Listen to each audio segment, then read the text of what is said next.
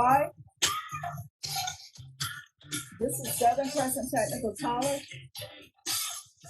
our Civic Pride and Duty information session that we have for our students on campus today.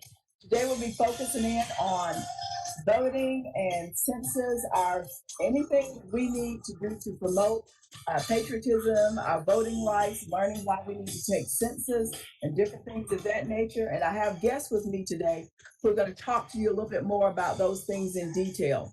But I wanted to come to you first to realize that, to let you know that we are going to provide you pretty much all the information you would need to be able to register to vote online, or also be able to take your census takers we have here on campus today. So having said that, I'm going to mute that a little bit because we do live in America and I love that song. But one of the things I do know that today, we're going to make sure that you have all the information you need to be able to not only register to vote, but also to be able to do the Georgia Census. Now, I will unshare this if I can do this correctly, because all right, they tell me how to do my thing, and I'm coming back through with I think I unshared. Joel, you're my producer. Just let me know what I'm looking at now. Okay.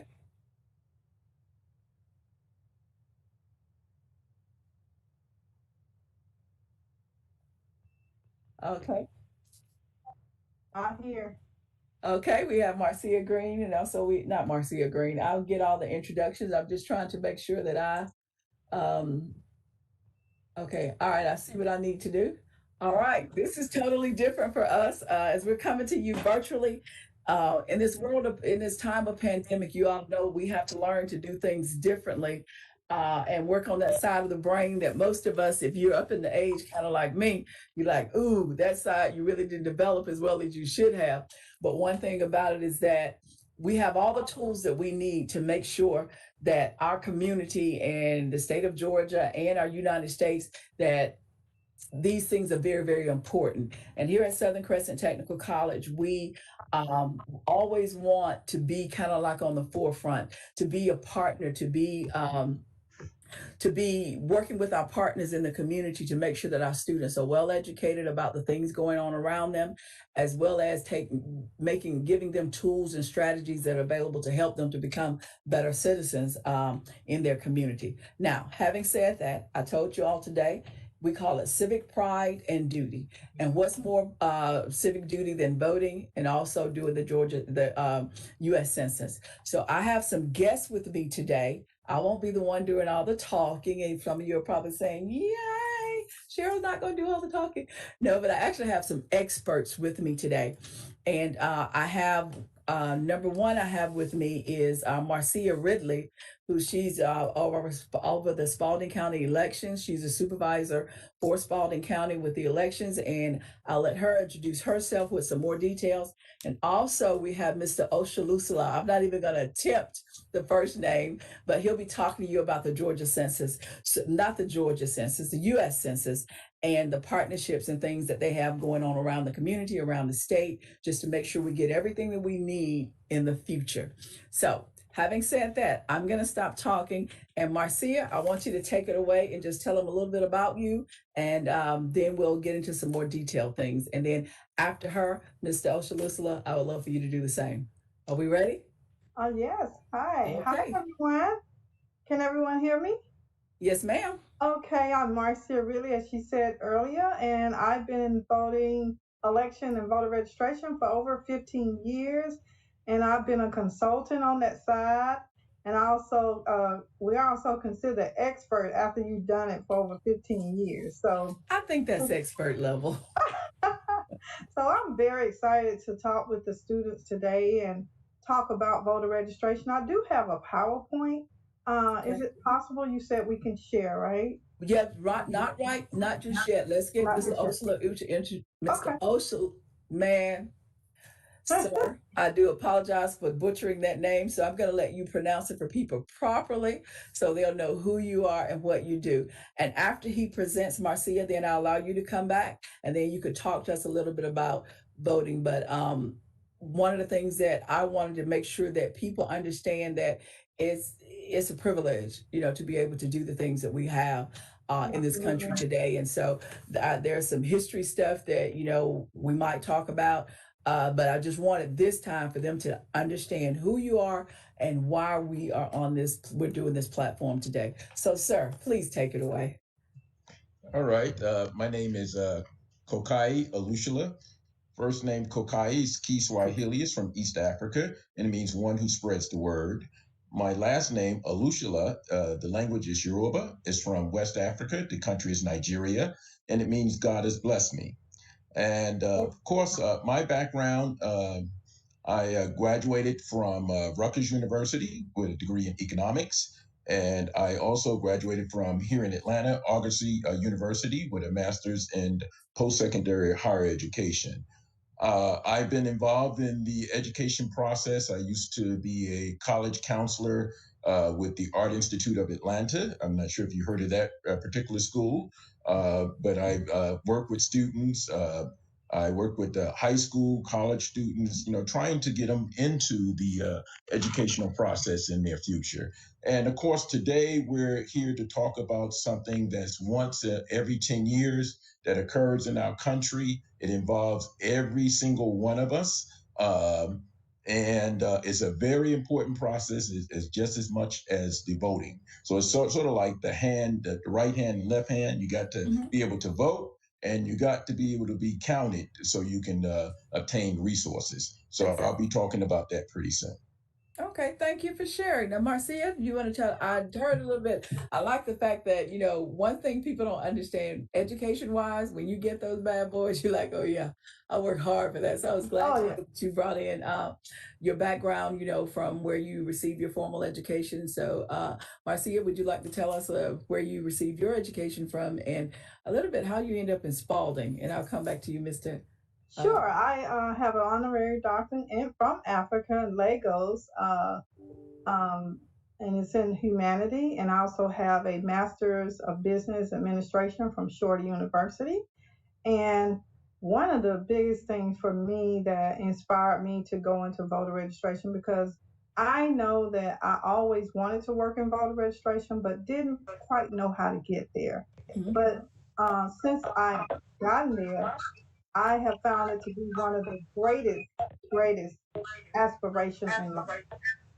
Some people go to a job to work, while others go as a passion, something that they really love doing. And that's what happened for me, because it allowed me to serve others in a way, such a way that is so needed, that all of us can be involved in. And one of the best things about this is non-discriminatory. Everybody can lift their voice and be heard just by a single vote.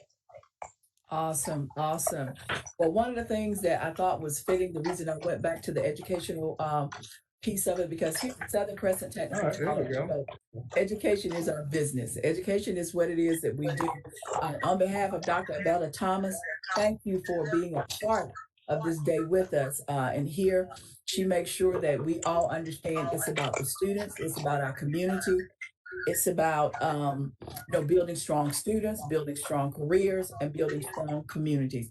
So we just thank you all for partnering with us today to educate our students and also give our students an opportunity to not just hear that voting is a right and it's available. Not just hear that the census is something that you should do because it does affect you down the road and even now with the services provided, but also we would give them an opportunity to actually do it on campus. They don't have to go today.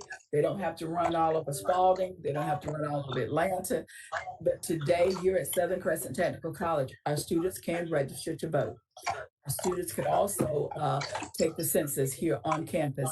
And I know we have another, we've actually got Mr. Terrell. I may be messing up your name as well too. These senior moments, y'all, sometimes I'm like, okay, it's right on the tip of my tongue. But we actually have him on camera as well. And if you would unmute yourself, if you don't mind, and you could just introduce yourself to the students so that they know where they can come. He was there and then he left. Maybe I can unmute you. Hang on. Okay. Dr. Burt, just a lot of feedback too. With everyone else, for right now, mute your mics. I think that'll way. Mute your mic until it's your time to speak. I think that'll help. Talking. Yes, that's Yes, better. sir. The rest of us are mute, and you can start talking. I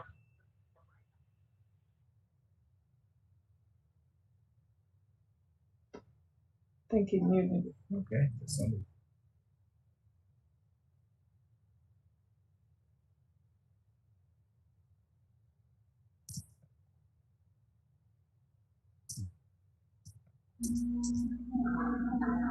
Hello, can you hear me now? We can hear you now, but it's very, we got some feedback.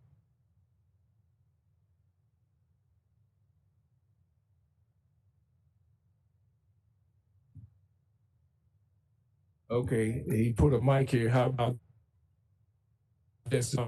Does this make it better? Okay, he put a mic here. How about this? Does this make it better? Yes, sir, it does. Please continue.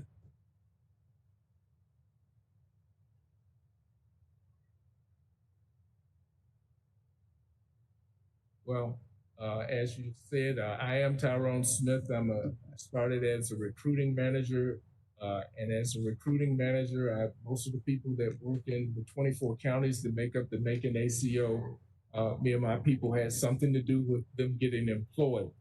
But what we do now is called the Mobile Questionnaire Assistance Center. And me and my team, we go to hard to count areas along with the partnership specialists to help them with the count to get people who normally in the past have not had a chance to, for whatever the reason may be, have not had a chance to do the census. So we in essence, what the Mobile Questionnaire Assistance Center does is that we bring the census to the neighborhood. We bring the census to wherever we need it, and that was what it was designed to do. COVID has put a nice little twist on things because we have some constraints, but other than that, we are in a position to do whatever we need to do to get people, get the individual census questionnaire done. Okay, well, thank you so much for being here on campus, and students and for faculty and staff. Just understand, students, faculty, and staff, that Mr. Terrell is actually out in the hallway right at the front atrium of the Dundee Technology Building. So if you have not completed your census, please go by and do that. And also, there are voter registration forms at each admissions window that's here on campus. So having said that, I wanted to say thank y'all so much and for just being here with us today to make sure that we continue to provide those services for the students that's in our service delivery area, to make sure that they have the information needed to vote as well, online and in person, and also doing the census. And one thing, when you talk about the census, people sometimes don't understand how this information impacts communities. And so I'm hoping today, after we finish, that there will be a great understanding of how it is that voting and the census, they work together to make sure that we are doing our due diligence to make sure that we know who's in the United States. And we also know that if there are some issues, some things that we see going on in the government, that we can vote. And you can, your voice is your vote. Now, having said that, I'm going to get out of the way, and I'm going to let Ms. Marcia Ridley, I'm going to mute myself, and then you can share your screen. You can talk to them about voter registration, voting, period. Because one of the things that people don't understand, voting has come a long way for each and every one. There's a history that starts back as far as 1776, but it looks nothing about like the history that we've had going on through the years. So having said that, Marcia, are you ready? Okay.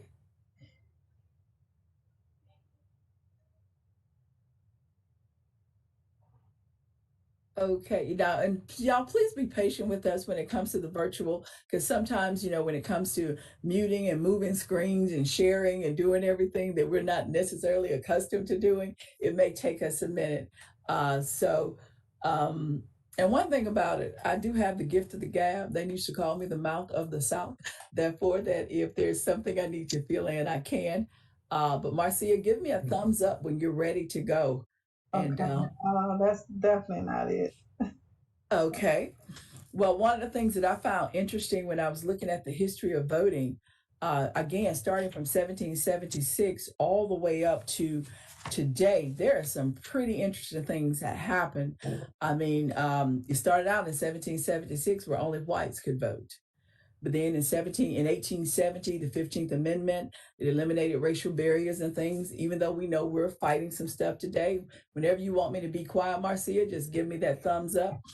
Uh, and as you ready? I'm ready. All right, then I'm going to stop talking. And you know, I stopped right on 1870. So if I have to come back in a little bit long for another time, I'll probably fill in this information. So I'm going to mute me, and ma'am, you can take it away. Okay, does everybody see this? We're not seeing. We're not seeing. Are you sharing your screen? Okay, hold on. Let me see. If you look down towards the red X, and then if you go over to where the box where the arrow is pointing up. Okay. The arrow is switch to desktop, or I don't have an arrow pointing up. Okay, do you see where it says share content? Okay, hold on. I see that, yes. Okay. Okay, click that button. Okay. All right, I think we're here. And hit share.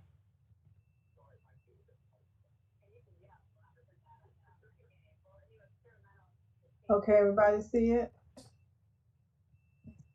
No. Yes, ma'am, it's coming. Yes, ma'am, it's on you. Okay, y'all see it?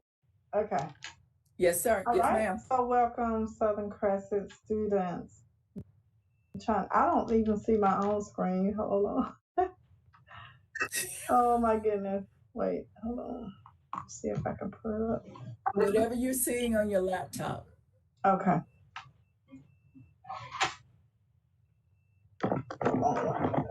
So we see welcome Southern Crescent. Okay. Let me go down. Okay, you see that part? Yes, ma'am. Presented by Dr. Marcia Ridley, election supervisor. Okay, gotcha. So this is presented. I'm going to talk a little bit about the electoral process in the state of Georgia for the students, because I know they're interested in what really goes on. And I'm going to hit the highlights, the things that are hot right now. And so we're going to move forward. Okay, so the content of this is just pretty much some parts of the electoral process. And registration, voter registration is really guided by the Board of Election. I have 5 board members. 2 of them are Democrats and 2 are Republicans. And the 5th one is chosen by the board itself. And of course, I run the office and we have staff to help us facilitate. We also have the information that goes on there. And one of the highlighted things is voter registration, early voting, absentee by mail, and election day. So we'll talk about those 4 things.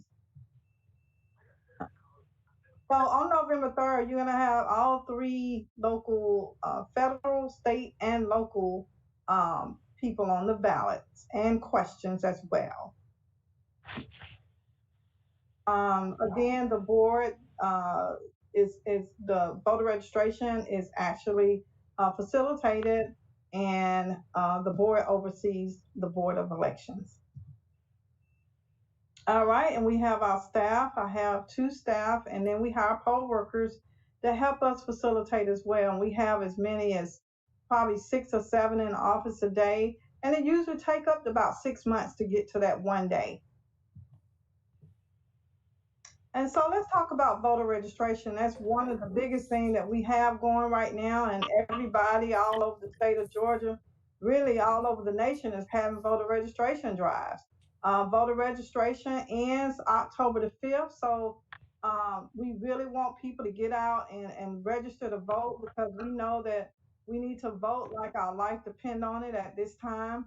We are choosing the head chief commander in charge, so We want everybody to get out and vote. And there's different ways to vote, right? There's online voting. There you can come into the office and vote. You can also use your mobile app and go online as well. And vote. So so many ways of voting. And if you don't have, people that don't have computers, they can stop by the office. They can call the office, and we will send them an application as well. There's different locations that voter registration people drop off voter registration, and they also house voter registration apps there, which is DDS, your county registration office. Sometimes when they're having drives for elections at the libraries, high school, as well as colleges, even in the military recruitment offices are applications as well. So just know that we have applications all around Spalding County helping facilitate people to vote. And this, I just want to give you a whole map of what it takes to really register. This, as you register, it goes through all of these formations. I mean, it comes to the office, we put it, our clerks enter into the system, and then it goes through the state system for approval. And then after that, we actually scan these applications, we index them, we verify them, and then we retain them because they're not to be retended or thrown away for any given period. So you all have to keep them indefinitely? Yes, ma'am.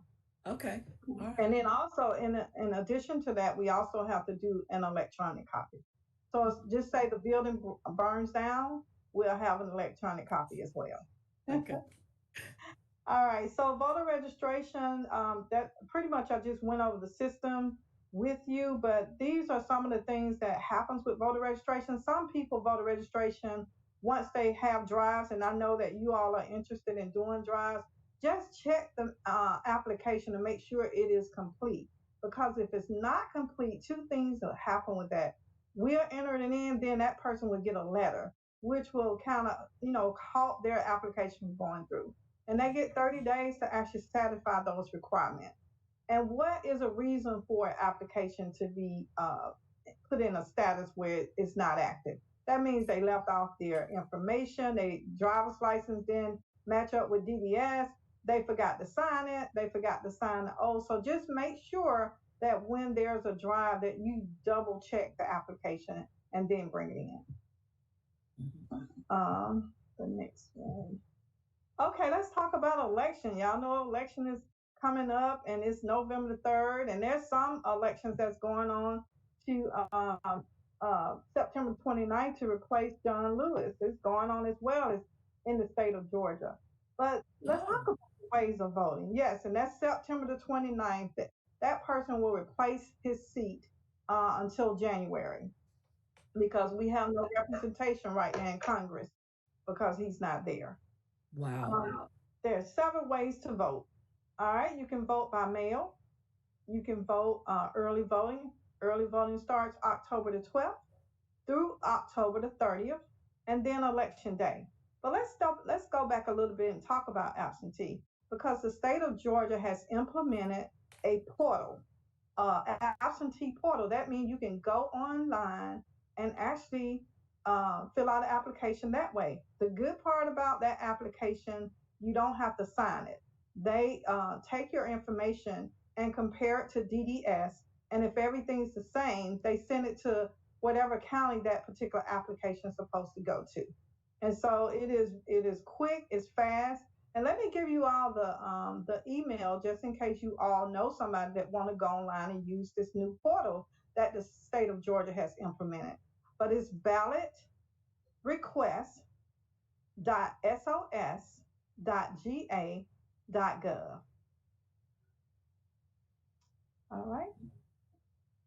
All right, so one of the important things about voting, people need to know where they vote. If you don't know, call the office. We'll send you information out. We have it on our website, and I'll give you that website as well. And that's www.spaldingcounty.com. And when you go there, click on department and click on voter registration. Marcia, I have a question. Yeah. For those of our students who do not live in Spalding County, how do they find a person like you in their county? Okay, the first thing they're going to do is look up the county to see who's the election director. And Okay. usually they have a voter education person that's in place. All of us supposed to have someone that's doing voter education as well as deputy registrar. So Okay. I do, yeah. And if they fill out their application there with you, they can also send it to our office and we will send it to the right county for it to go to. Okay. Awesome. Thank you. So, yeah, because that happens when we have the registration drives at the school. And one of the things I will say, Dr. Burke, when they fill out their application, tell them they don't have to change their address unless they talk to their parents. I have found that the students that do change their address, it usually tied to their financial aid and all of that. So before they change their home address, tell them to have that conversation with their parents. Okay. Okay. All right. So, and then most of all, let's get involved. Come and be a poll worker. I really need some younger faces. We do have a lot of great poll workers, but technology has changed, and sometimes we just need that little bit of help on the side, just to help them facilitate and move a little faster. So if we can get some of your students, we'd be delighted to have them. The pay is $100, and for training they'll get $30. So Okay. that's an incentive all by itself. And the day is pretty long. It starts at 6, but it also ends around 8 or 9. But usually with the clerk, sometimes they go home just a little earlier than the assistant manager and manager. Okay. So thank you all so much. If there's any questions, I hope that you all have enjoyed the presentation. If you have any questions, I'll let me know. I'm available right now. Okay, well, thank you so much. Mr. Joel Bishop is kind of watching the two chat lines that are on our voter registration page and not our voter, but on our Facebook page and also our YouTube channel. So as we're doing this conversation and having a dialogue, if there's anything that comes in, he'll give it to us and we'll allow you all to answer via chat. Well, we'll answer it and we'll take it from the chat. Okay. All right. Thank you so much. That was very, very informative. And again, she gave out great information. But I also want you all to know that on this campus or any of our 5 locations, there are voter registration applications there at the admissions office, and they know exactly what to tell you to do. But again, I'm glad you mentioned about making sure they either sign it, to look over it thoroughly, because we don't want anyone's vote not to count or anything be thrown back. So thank you for bringing that out to us, okay? Thank you. Thank you for having me, Dr. Purple. I am so glad that you're here. Now, you all, the next person I'm going to bring forth is Mr. Alushla. And the thing about with the U.S. Census, they're like, we're at the end. We're trying to get that drive in, So if you know that you have not completed your U.S. Census, please, please, please come by the Dundee Technology Building here on campus to do it live, or you can do it online. So having said that, I'm going to get out of the way. And it's Kokaya. Did I do it right that time? Kokai. Kokaya. Okay, Alushala. I did that one right. Well, I'm going to get out of the way, Yes. but only thing I wanted to say when it comes to the census, the U.S. Census, believe it or not, y'all, it dates as far back as 1790 from the information that I had gathered. And I'm going to allow him get out of the way at this time and allow him to tell us and bring forth the information that we will need to make sure that Georgia, to make Spalding County, Griffin is counted. So, sir, please take it away. All right. Make sure the screen share. Okay. Now, I'm laughing, Marcia, because I'm smiling because you said you need those younger people.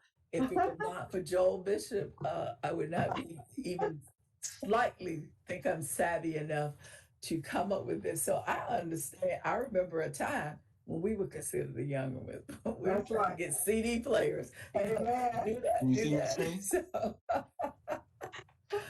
So, Mr. Lucia, just give me your thumbs up when you're ready, and I'll Oh, stop okay. talking. My screen is not up. I don't see it yet.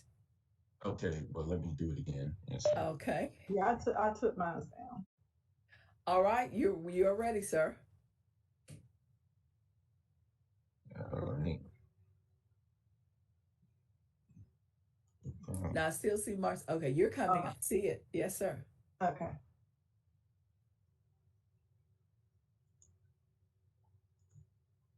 You see my screen? Yes, sir. Oh, okay. All right. Good afternoon, everyone. My name is, again, Kokai Alushila. I'm a partnership specialist with the U.S. Census. I work out of the Atlanta Regional Office, which we have access to 6 different states, including Alabama, Florida, Georgia, Louisiana, Mississippi, North Carolina, and South Carolina. So all those states fall under the Atlanta Regional Office. Now, the U.S. Census started back in in 1790, and is done every 10 years, and is through our U.S. Constitution, Article 1, Section 2. And which states that representatives and direct taxes shall be apportioned among the several states which may be included in the union, and according to their respective numbers. And that's why it's very important that we count everyone. Now, in 1790, with the first census, there was 3.9 million inhabitants in the United States that were counted. Wow. So the most important thing to understand is why the census is so important to you and everyone that lives in the United States. Why local governments have invested so much interest in the census. There's two reasons for the census. One is political power. Okay, so census results are used for redistricting for your national, state, and local levels. So all your elected officials depend on the census, and in order for you to get representation from your representatives based on the population count. Reapportionment that is mandated by Congress. That's based on census numbers. So that's political power. The other is money, economics. So just about everything you can think of, there's $675 billion that is distributed to state and local governments using census numbers. That means for education, for streets that you go down that need extra pavement and things of that nature, for water plant, just about everything you can think of that runs the country, census money is used for. So that's why it's so vital that everyone participate, because the count is only done every 10 years. So if we're complaining about potholes, we're complaining about different things that are going on in our cities, in our communities. On yours? On yours? Yes. Okay. Hello? Yes, sir. Hello. So basically, the deal is when you talk about the potholes, and then I lost. Okay. Yeah, I hear folks in the background. Can you put your phones on mute? Can everybody put it on mute? Okay. All right. So the census data are used in many ways.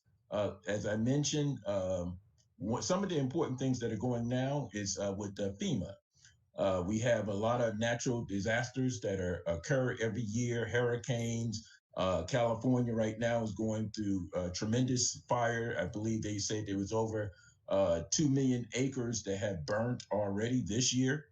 Mm-hmm. And this is something that occurs on a regular basis. Those individuals that are displaced from hurricane winds and natural disasters depend on census data in order to track them so they can receive federal funding. Which is, very important and crucial for those who are in the state of emergency. Wow. Like I said, education, the Title I programs, students that live in, urban students that live in majority urban environments, they depend on Title I programs for schooling. That supplies the extra teachers.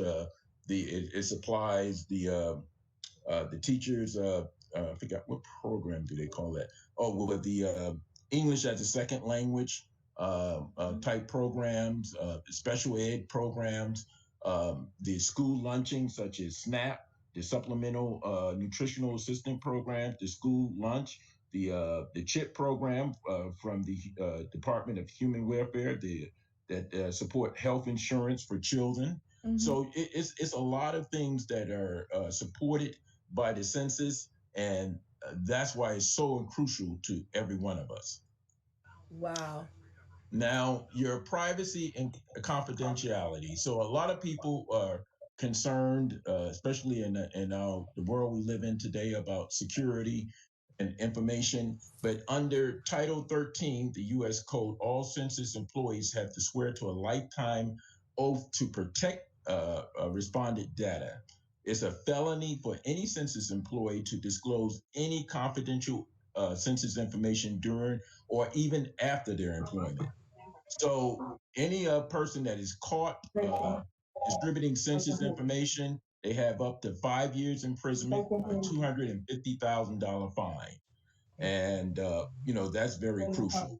The other thing that we do that is very crucial is that we protect your information, the precautions, and how we disseminate our information. Our computers are encrypted.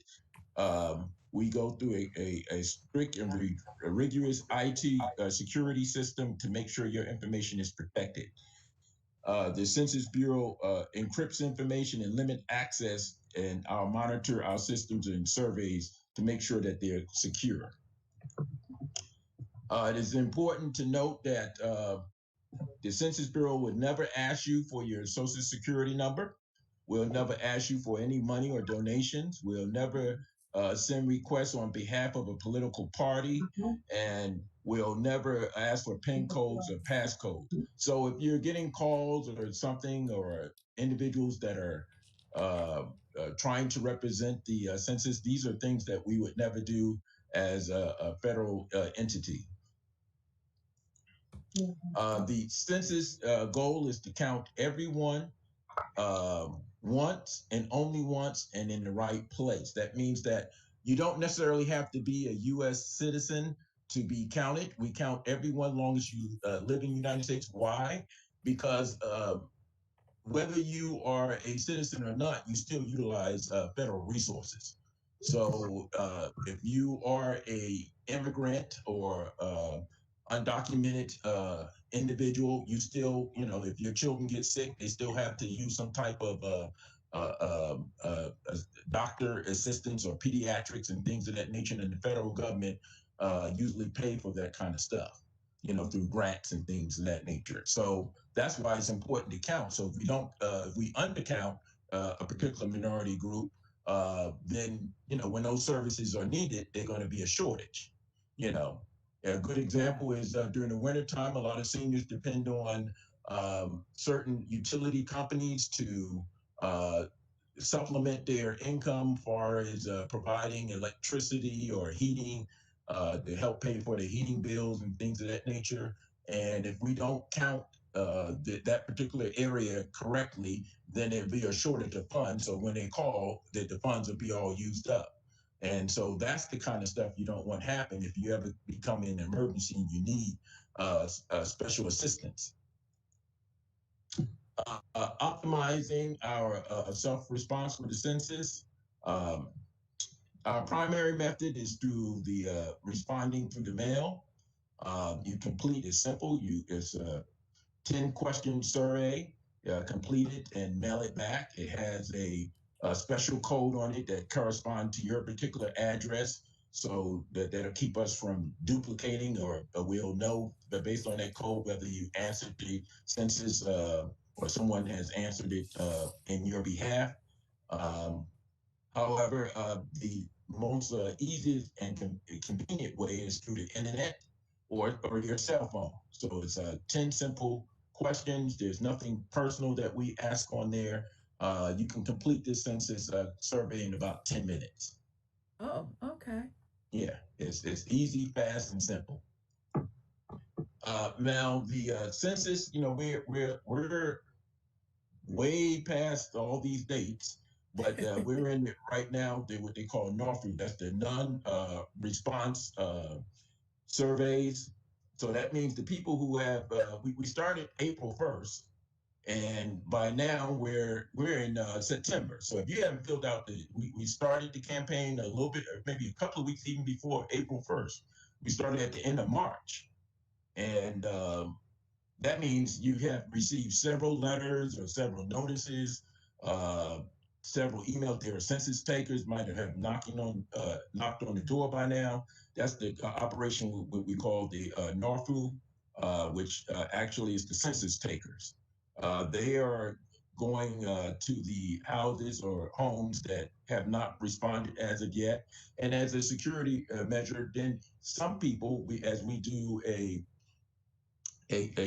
spot check to make sure the information is accurate and correct, we might send a second person out that, even though you completed the census, to make sure that data that we receive is correct. Because it's 10 years before, if it's not correct, it's 10 years before that can be corrected, and that'll be 2030. So it's very important that we get this right the first time. Now, as we're going now, we're proceeding to try to complete operations by the field operations by September 30th until further notice. That is the date we have as of now. And if that occurs, then by December 31st, the President of the United States will get a general report on the census data. And that's the general information. He doesn't get any specific information such as your addresses and things of that nature. He just get demographic information as far as population. Then it goes to Congress around March 2021, and then it's delivered to the states maybe around April, and then you'll see the results as far as the funding and the redistricting will start in 2021. So that is the basic importance of the census. Now, what I want to get to you is about we still have jobs available. Currently, we have about maybe 200,000 census takers across the country. We were projecting about 300,000. So, but we're still in the end of sort of like the end of the operation, but there's an extended operation. So after the census data is collected, there's a post operations that happens after September 30th, where individuals are still going out in the field. And that probably is up to 8 weeks of opportunities. So anyone that is interested right now in making some extra money, I would suggest that they go on the website that you see on your screen. That's 2020census.gov. EN stands for enumerators/jobs, and fill that information out immediately. I just spoke to a HR manager this morning, and she said they are still taking in for census enumerators. However, they will have to apply ASAP, meaning that they're trying to wrap that up soon. So if you're interested, between today and tomorrow, go on that website, fill out the application. They'll get back to you if you once you pass the online interview within about 4 days, and give you the email on the hiring, the processing procedures. So, like I said, the census is very important. We are still looking for opportunities for individuals today. If you haven't filled out the census, we have individuals on campus for you to fill it out, or you can do it online. And the online website, I believe, is my2020census.gov. Mm-hmm. Yes. So please make it known through your questioning. If you haven't filled it out, is very important, not only for you, but your entire community, the state, and the government. So you'll be not only doing yourself justice, but you'll be doing your entire community justice, because those who are now going through the COVID-19 and need housing and food and things of that nature, they depend on these resources in order to survive, even small businesses. So I applaud you to do that today. Okay, awesome. Thank you for your time. Okay. I have one question. As you were making your presentation, it just came to mind. I think we spoke earlier, and you talked about how Spalding County, our numbers are low in this particular area.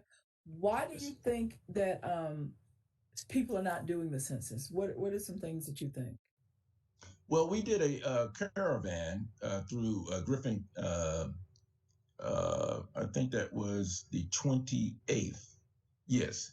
So it was the 28th of August. We came through Griffin. We went through Experiment and some of the hard to track counts. We took about 20 miles, 2.5 hours riding through. We had the city government and things of that nature. And as we were going through, a lot of folks, this was their first time hearing about the census. Oh, wow. Yes. So even with all the advertising and the internet and things, there is a still a community that's not being touched. So, so you're only strong as your weakest link. So that means that the individuals that are not getting counted are, the hard to count populations are children under the age of 5, because parents don't think that they're not adults or anything. They don't think they matter, but yes, they do matter. They depend on WIC and other things, baby supplies and things, and pediatricians, and they need to be counted because those are resources that they need. Individuals in mobile parks and extended stay hotels, things of that nature, impoverished areas, those individuals are usually get missed in the mark when we talk about voter registration, when we talk about census enumeration. And so those are the communities that we need to touch, because those are the ones that are going to need the resources the most. Students on campus, because they are transitory, they're hard to count too. They have some of them that stay between home and campus. Some of them stay on campus and things of that nature. And so sometimes the parents might include them when their census is being taken, and sometimes they might not include them because they think they're independent. So we got to make sure students are counted, whether, if you live outside the state or wherever you live the most, or wherever you live by April 1st is where you need to register to be counted at. So if you live within the state of Georgia, and you stay at home, or, with your parent, you got to make sure everybody in that household is counted, from the newborn or all the way, if it's multi persons' houses, they have to be counted. And then the other population that's hard to count is the immigrants, because of all the political things that are going on with immigrants. They have a fear factor. That's why I push the confidentiality. ICE, the FBI, none of them can't share our data bank, but the immigrant community need to know that, to respond. They utilize resources, even though they might not be citizens. Mm-hmm. So we have to go after homeless populations. We have to go after immigrants. We have to go after students. Since we're talking on a college campus, we have to make sure the students understand the importance of the census and how it affects them with the financial aid and things of that nature, and grants. And sometimes school apply for grants for certain type of technologies and things of that nature, and this affects their education. If they need a certain type of teacher, they might get a special grant for 2 or 3 years for a special type of administrator to be a part of the staff, and this comes from federal grant money, so it impacts all of us in various ways. And they need to maybe just understand how it directly impacts them or indirectly impacts them, and get involved. And not, since they're mostly on social media, to take this charge, not just for yourself, but get on your social media, get with your followers, and do a challenge, do a Oh, that's picture a that you good idea. completed your census, take a picture of with your completed census, and challenge anybody in your social network to see if they done it, and showing you Black Lives Matter and all that. You got to take some action. Action speaks louder than words. Right. Okay. I guess I'm loving the fact that you brought out how uh, being involved in the census that that kind of hits them directly and hadn't really realized it because as you were talking about when there are grants being, your community and your college may be applying for grants. But I think something that you hit, that you spoke about that I thought was very true. When we did ours, in which we did it online, it doesn't ask you confidential information. It doesn't like a wish. Not everything that you said I could attest to because we've already done it. And I think sometimes people get kind of afraid, as you stated, that they might connect them to something else. But just getting the word out to let them know this is just about taking your numbers. It's not anything else. It's about numbers and not so much about where you come. Uh, I don't want to say things that you're involved in, but you know what I mean about that. Yeah. But so I thank you for bringing that out as well. Um, I'm trying to see, Joel. I don't think do we have questions? And thank you so much for sharing that information with us because I learned some things. And I have a question for Marcia when we go back. But is there anything in the chat from YouTube? I try to look at all these different screens. I'm not very good at. Okay, all right. But thank you for sharing that. But Marcia, the question that I had for you, and since this panel is right here, I see these three distinguished people. Absentee ballots. We've heard a lot about on television of different things going on with people. Is my vote secured? Where talk a little bit more about? I know you mentioned it, but can you speak a little bit more about that? Yeah, there's several groups that are out here that are actually sending out absentee ballot applications. So most of the questions that we're getting is, are they legit? Are they secure? And I always err on the side of the voter, number one, and always err on the side of a law. An application consists of your name as you're registered, your address as you're registered, your birthday, and a signature. That could be in a form of an application. That can be in form of someone simply writing that information. So any form of application that comes in that has that information is considered valid. And once those application comes in, we actually verify their signature through the system from their voter registration card as well as their DDS application. Okay. Oh, cool. I mean, we actually have those on campus as well. Application for official absentee ballot. We have those as well on campuses for the students or anyone. And I'm just not talking about, well, I'm talking about the students, but faculty and staff as well. If you found that, time kind of slipped up on you because in light of COVID, y'all, we've had to do things very, very differently. Is giving us the opportunity to use sides of our brains that we didn't even think about using. And so we have to think about doing things differently. So having said that, we want to make sure that everyone knows from faculty, staff, and students that you can register to vote here. You can do absentee ballot, fill out the application for absentee ballot. And also we have in the lobby in the technology, Dundee Technology Building. Sir, you can unmute yourself and give us your name and anything you would like to say about the census from your perspective. Well, again, I'm Tyrone Smith, and I'm one of the managers that comprise the Macon Area Census Office in Spalding as a part of our 24 counties.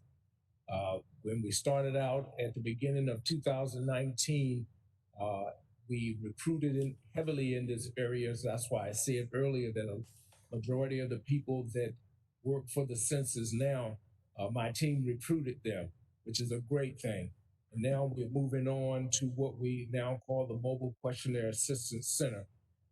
In that, we make sure that our people can fill out the individual census questionnaire, which we're here now to do. You can also, like Kokai said, you can also go online and do the census. You can come here. We're set up to take your questionnaire right now to make sure everyone gets counted. And it is so important because he talked about all of the different things that $675 billion does for our country.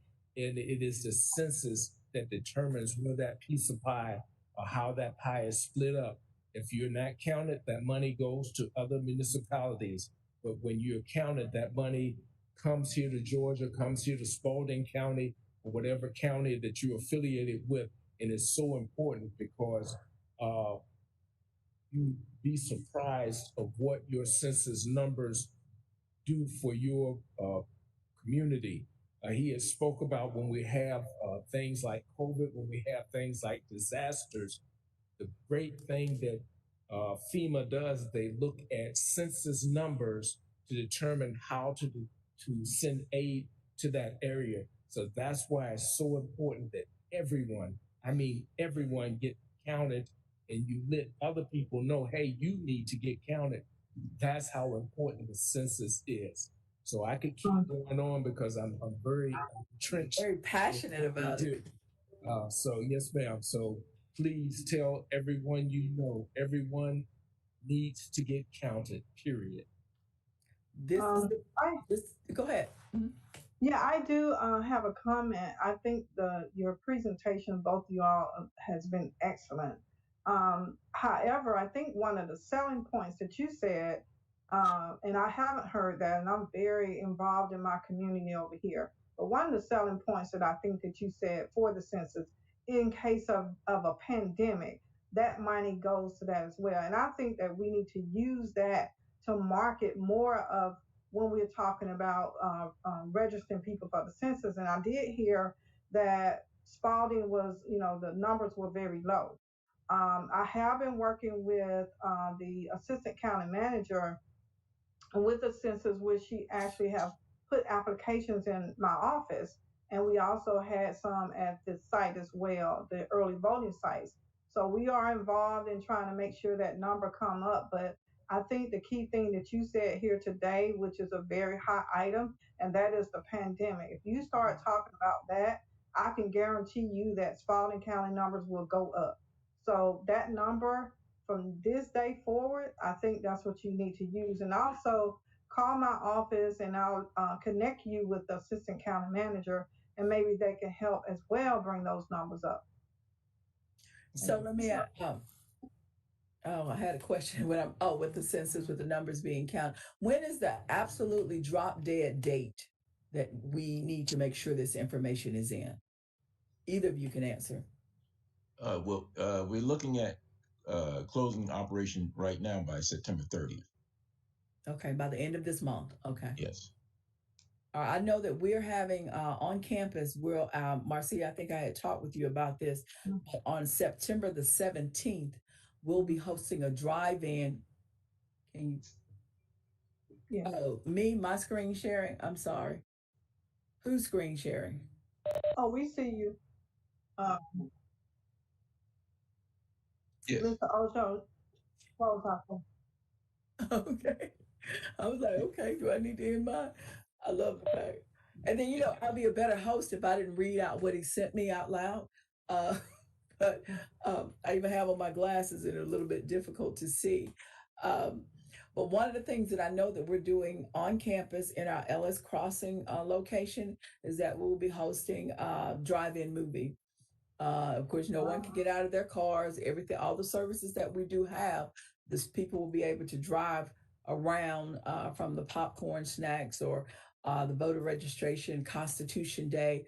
All of that is part of our civic pride, our civic duty, our civic pride series here at the college. So on the 17th at the Ellis Crossing, our film building, we have a film building that's right down the street from the main campus. We'll be actually hosting a drive-in movie, and voter registration and Constitution Day. Everything will be there in that location for people in the community to come out as well. So I can send you all some more information about it. It's already scheduled. It's just a matter of knowing if you want to participate. But we are practicing social distancing. Nobody's touching. We even have a student key electronic check-in. And then the popcorns and things will be given on a tray. That's how much we just have to get accustomed to doing things differently than we've done in the past. And so we're trying to make sure we continue to offer services, but do it in a way that everyone can stay safe. So if you would like to participate in that, please let us know. Yes, excuse me, Cheryl. Yes. Cheryl, this is Mr. Alushla. What is the time? Joel, is it 6:30? 6:30 beginning. Also, Dr. Burks, I would also like to add on September 22nd is National Voter Registration Day, all nationwide, and it is Voter Registration Day in Spalding County and Griffin. They got, the Board of Election got a proclamation that it is deemed that National Voter Registration Day is practiced every year from last year. Oh, awesome. And I didn't have my board member on the line. I think she was trying to get a question in or something, but I think she's on mute. And so that's what she was calling me for. But I just wanted to give you that day. And with the census, if you all want to follow us and maybe go out where the drives are and do some of the census as well, we are partnering with Southern Crescents and many others to make sure that the drive is successful nationally. And where is that? And her name is Margaret Bentley that's on the line. What time that's going to be on the 22nd? It's different times. It depends on the organization, but we're starting at 10 o'clock to probably 4. And we got Southern Crescent, we have UOA, and any organization that would like to team up with us to have your drive. We will supply your things to put on the table, your voter education stuff to put on the table, as well as a red, white, and blue tablecloth, and and we will have also a big sign. So yeah, we would love to probably partner with Southern Crest since we're involved with them now. Yeah. And probably the 17th and the 22nd, I would just have to speak with the Tyrone to see what his schedule is like. Yeah. And we'll see if we can make accommodations. Okay. So if y'all have a flyer or something that y'all can email me, that will get the process started. And I'll go ahead and send it to Dr. Burks, Cheryl Burks, and then she can forward it. Okay. I will do that because, again, we were partnering, this is National Voter Registration Day. So we're partnering, making sure that, the best way that we can attack our community is that we work together. And that's what we want. Well, I say serve our community, not necessarily attack, but make sure that sometimes, you have to, you need this. No, but so we're very passionate. Vote, no, be counted. And I can get very comical sometimes because I understand that sometimes people, you need to see that these services are not just something that's not going to affect you. Voting affects you directly, and the census votes, affect folks directly. And so any avenue and any means that we can use to get the word out, to make sure the citizens of our community have access to those services. Southern Crescent Technical College, we are all for it. And we make sure, Dr. Thomas, make sure that that we provide those services to have them to be exposed and to be involved and to enhance their lives. Ms. Bentley. I think she's on mute. She's trying to take. I was trying to unmute her. Maybe Mr. Bishop, can you unmute her? Let me see. She might be muting herself. Okay. Tell her unmute herself. Hold on.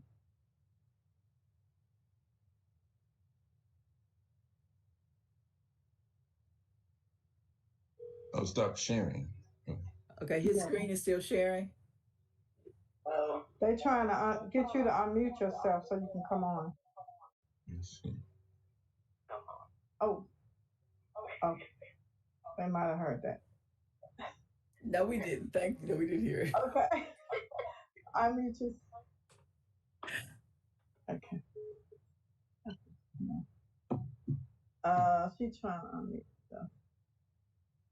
Okay. I'm not sure how. Okay. Okay, Ms. Bentley. Okay, National Voter Registration Day is something where we participate with a lot of community organizations, and we set up voter registration areas all over the Spalding County so that we give people an opportunity to register. And it's prior to the deadline for voter registration, which is October the 5th. So after that, we are able to get people in and get them registered so that they will be able to vote in the November election. So that's the drop dead date, October the 5th. Everyone has to be registered in order to participate in voting of on November the 3rd. Right. And they can always come by the office, which is at 825 Memorial Drive here in Griffin. Yes, And if yes. they want to come make an application there, that's available every day from 8 to 5. So they can come in there if they want to. Can you give us that address, please? 825 Memorial Drive, Griffin. Okay, it's not far from the senior center.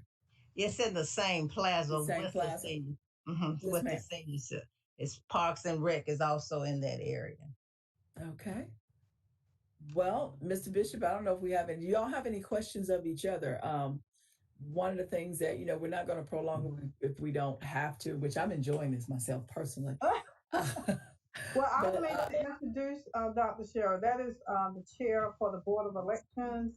Okay. And she has been on the line during the duration to hear the presentation. So, if I'm not mistaken, Ms. Bentley came up last year on campus, and she did voter registration. So again, partnership is what we push at Southern Crescent Technical College, because if each one can reach one, and we all have different audiences, we have different people that we have access to. I just think that's the best way that we can blanket our community, not just with the services that are available, but even with Southern Crescent Technical College. A number of people, sometimes they tell us we're the best kept secret in the world. And I'm like, man, but just like you were saying, Mr. Ashola, I'll get it. Yeah, Alushala, that you don't understand how people don't know about the census, because you see all the television commercials, you see the different things that are going on, promoting that, but people will say, oh, I didn't know, but those are some of the things that, some of the attitudes I think we have to in Spalding County, that we like putting it out there for you. This can only help you. It can only enhance you. So that's something that I know here at the college, we try to make sure that we reach the citizens of our service delivery area, and even sometimes out of our service delivery area, where we offer adult education classes, GED classes. We offer economic development classes, which Quick Start. We also have over 200 programs in our program of studies, everything ranging from early childhood education all the way up to drones, learning to fly a drone, cybersecurity, to welding, to you name it, to enhance the life. That's what Southern Crescent Technical College and the Technical College System of Georgia, that's what we're all about. And when I talk to young people, sometimes I'll give them examples like, sometimes like, we'll go to technical college, but this is not your daddy's old tech school. This is a college, that you can actually transfer into four-year institutions with those credits transferring. But also we understand that there are some students that are just hands-on.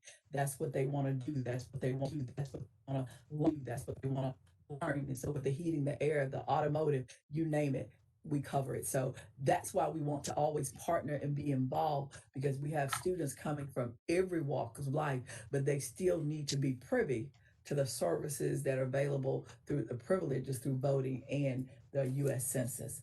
I'm just glad to partner, and I'm glad that you all decided to accept the invitation. Are there any parting words or things that you all would like to say to our student body, and actually to Facebook period and YouTube? One of the greatest things with technology is people can go back and they can watch this. It's actually on our page with student activities, but it's also with Facebook, and it's also on the YouTube page. So people can go back if you ever need a record that we did this. you can actually go back and access it. Well, So, I would like to words? leave with the word of voting. Please go out and, you said each one reach one. Yes, I ma'am. think that's the best analysis that we can use. And I always say, tell 10 people, ask 10 people, are they registered? And then tell them to ask 10 more people. And that's along with the census as well. So all of that works hand in hand. So let's get these people registered so they can be ready to vote and cast their ballot on November the 3rd. Thank you. Sirs, do either of you have any parting words? Okay, well, we know that Mr. Smith is going to be out here until 2:00 because we're actually doing the census on campus today. So, Mr. Alushala, would you like to leave us any parting words? No, I want to thank you for the opportunity to speak with students and faculty about the importance of this endeavor. And I just I pray that we all, take the information that we heard today and, put it in action, Yes. All right. All right, Mr. Smith, we need to unmute you. Let's see if we can unmute him. Hey, Yeah. yeah, I'm unmuted.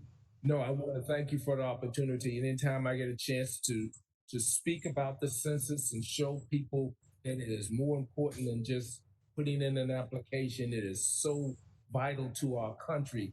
Ever since George Washington put this together in 1790, like Kokai said, 3.9 million people back in 1790 were counted in our country. And with the census, we're going to be well over 330 million people. And I would say that is very good growth. This is, as being a soldier, a veteran, I tell people this country is the best of the best. And it is a privilege to be an American, to have served this country and to be able to do what we do and enjoy the freedoms that we have as Americans. Please do not take it for granted, because this country is the best of the best.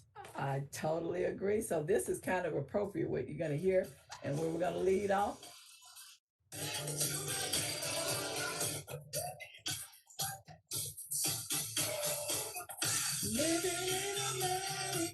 I want to thank y'all so much for joining us. And hey, we will do this again. And you all take care and have an awesome, awesome day.